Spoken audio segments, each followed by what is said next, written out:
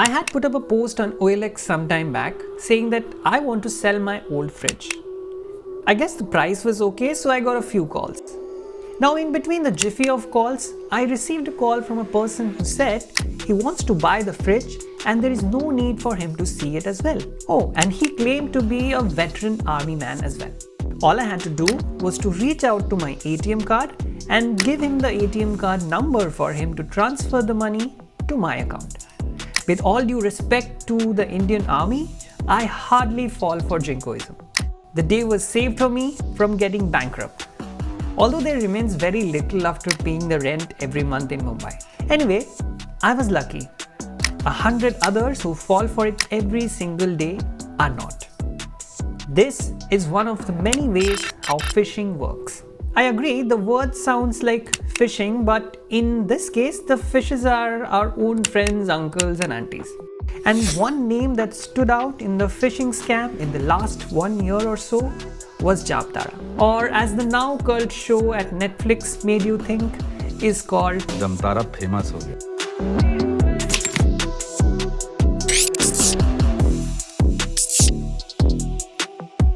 I was born and brought up in this very place, which was earlier known as a place that is closer to the Vidyasagar station, where Ishwar Chandra Vidyasagar spent almost 2 decades.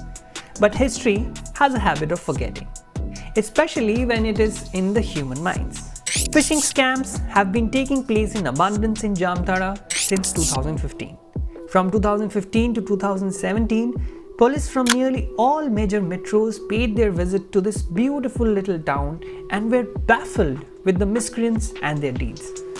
I too was aware of the things that were taking place, but honestly I had a seemingly not going anywhere career to take care of and was struggling in Mumbai. Every person I used to meet in Mumbai would ask me where I am from, and when I said Jamtara, Jharkhand, they would go like, "Oh, Ranchi, Dhoni ke sahar se ho." Now, when I tell them I'm from Jamtara, they seem to know more about the place than I do. And that probably happened thanks to one Netflix show that got the national media talking and newspapers finding its poster boy of cybercrimes. It also surprised a lot of people who thought how this small town with very little infrastructure and technical know-how managed to pull something like this off.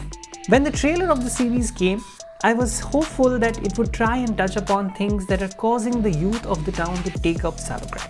I remember writing a long post stating why closing our eyes to what is happening already is not going to help, and this series might put the actual problems of the town in sight. A year later, I feel part disappointed and partly annoyed with the show, the kind of responses it got and the way Netflix projected it to be. You know how capitalism works, right? Glamorizing crime always pays dividends. Money heist hi dekh lo. Anyway, now let me take you to a territory that most of us don't want to get into. The politics of art. Any art form is bound to have a voice.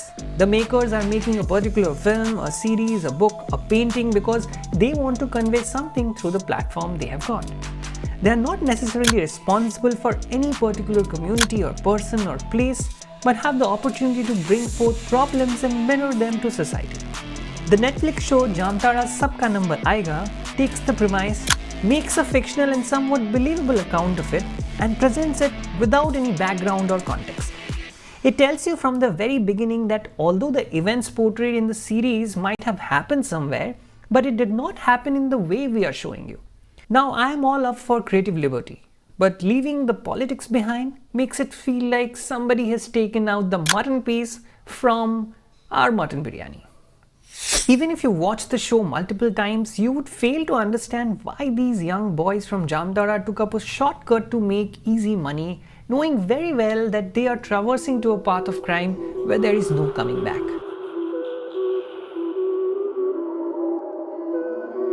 On the surface, the web series is about a bunch of young guys trying to make big bucks through fishing, a woman who has aspirations to land up in Canada, a politician who wants a share in the earning through fishing in return of protection, and a newly appointed police officer who decides to put an end to all this.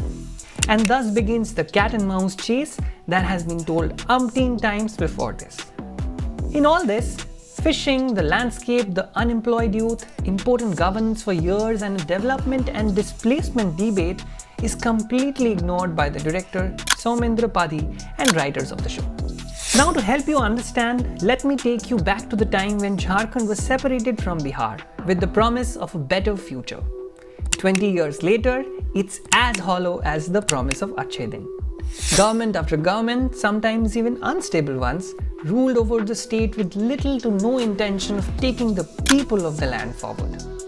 With the majority of tribal population living in the state, the development agenda created a huge displacement and migration problem in few parts of the state that are not protected by the land laws.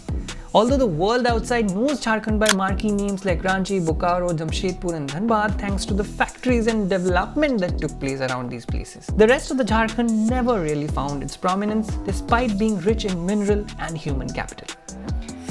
Now imagine if I tell you to leave the land that you and your ancestors have been living in for hundreds of years because your government wants that land for a company to build a factory there. Land is needed for industrialization, urbanization, or some public purposes. The land, nature, forest, and water belong to the tribals of Jharkhand for decades, and several policies and laws have been passed to protect the rights of the Jharkhandis. The Chota Nagpur Tenancy Act and Santhal Pargana Tenancy Act were passed by the Britishers for exactly the same reason. The BJP government in 2017 tried meddling with the act to allow companies to buy tribal land and promised to set up a host of factories, schools, hospitals and whatnot. मेरी मंशा अभी ये है कि हम अपने जो राज्यों में, देश में निवेशक को हम अधिक से अधिक निवेश करने के लिए हम आमंत्रित कर रहे हैं. The tribal community, which forms the majority of the vote bank, was extremely angry at this. सबसे पहले बात झारखंड की, जहां नए लैंड बिल को लेकर हिंसक प्रदर्शन हो रहे हैं. हिंसा पर उतारू भीड़ ने कई जगहों पर गाड़ियों को आग के हवाले कर दिया.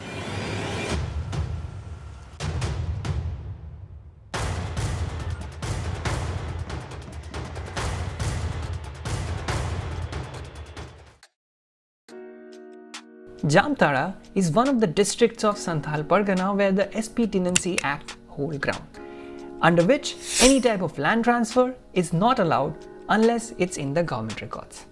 In Santhal Pargana, land can be leased out or donated free of cost for residential purposes.